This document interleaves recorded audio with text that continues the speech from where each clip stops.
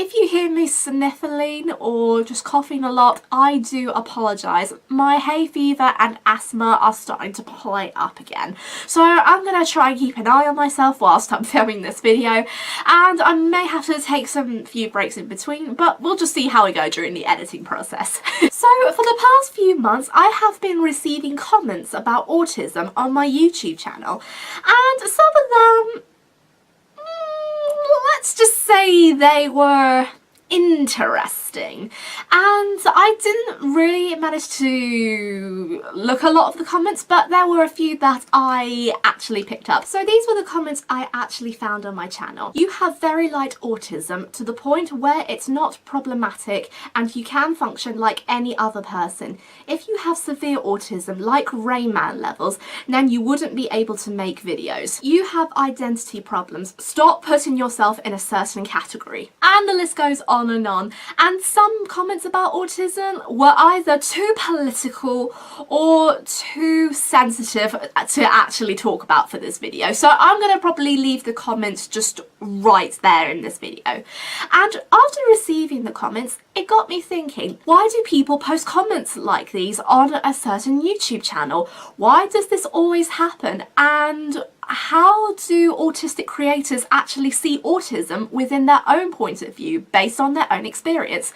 So today I'm going to be focusing on that. Well, not just myself, because I have wonderful creators and friends who have given me their own thoughts and opinions on what is autism like for them and how they would see it within their own point of view. So let us begin by talking about Rain Man. Personally, I never seen the film Rain Man, but I know a lot of people who have, and their opinions are divided on the film, especially when it comes to the character who is autistic. And the things that people debate about are either his character is too stereotypical or just not really the right kind of portrayal. I don't know if they're linked, but I think to me it sounds a little bit like that. But one of my good friends, Andy, has done a review of the Rain Man, so if you want to have a look, I'll leave a link around the video. Well, not the link, I'll leave a card around the video. But it's not just the film that influences people to believe the stereotypes of autism, but there are other ways as well. People can actually pick up what they hear, they can actually read things on social media or newspaper articles. But the truth is, what is autism like in real life?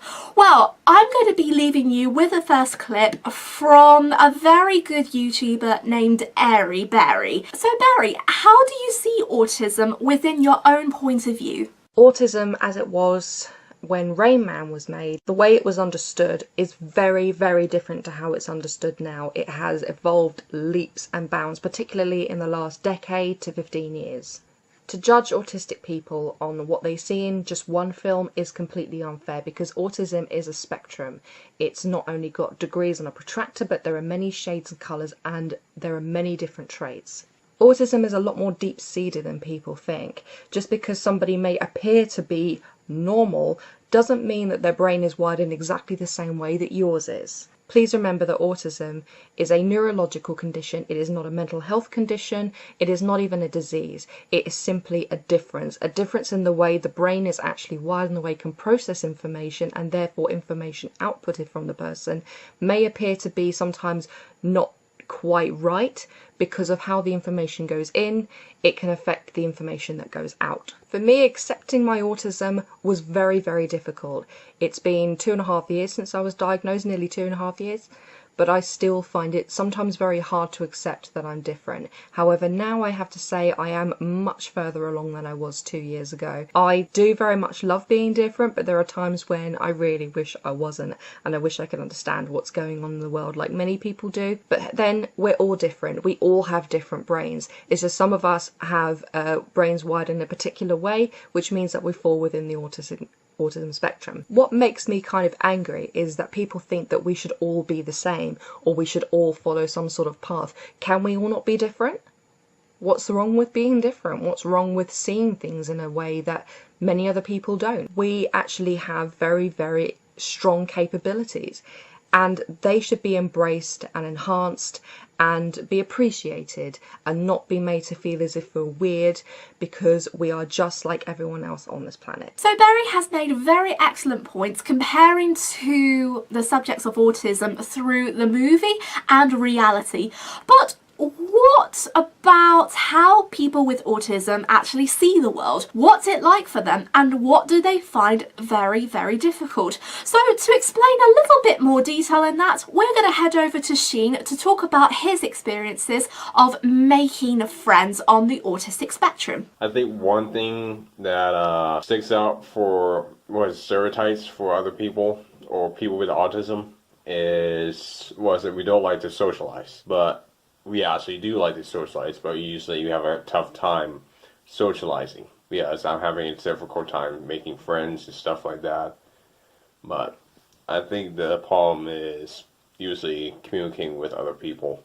Yes, we usually find it difficult. Through his actual experiences, Sheen has explained how difficult it is to emotionally keep a hold of friends. And what I mean by keep hold is that not just clinging onto them for dear life, but just actually stay connected with them when you are going into the outside world of education, or you're just leaving a new job, or you're moving out of a neighbourhood. My conclusion to the whole of this is that stereotypes are getting bigger and bigger. It's like putting rubbish in a recycling bin, and gradually the litter keeps piling up and up and up and up until it is completely full.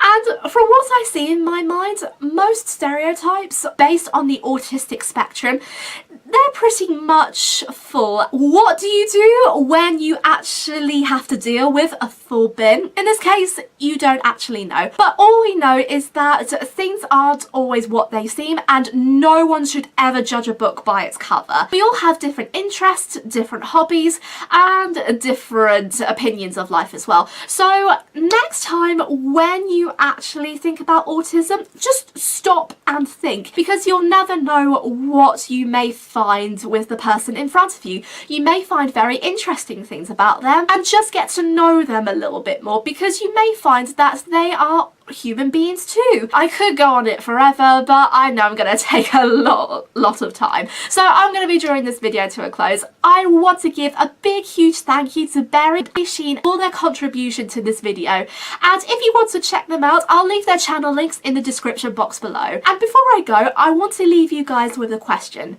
What do you think about stereotypes, and what is the one main stereotype that you hear about? Let me know in the comment section down below, and let's get talking about it. But please, please bear in mind, this is a family friendly channel, so please keep it clean as much as possible. That will be greatly appreciated. And until then guys, I hope you have a wonderful day, and always think positive and keep on dreaming and never stop believing. I'll see you very soon. Bye bye!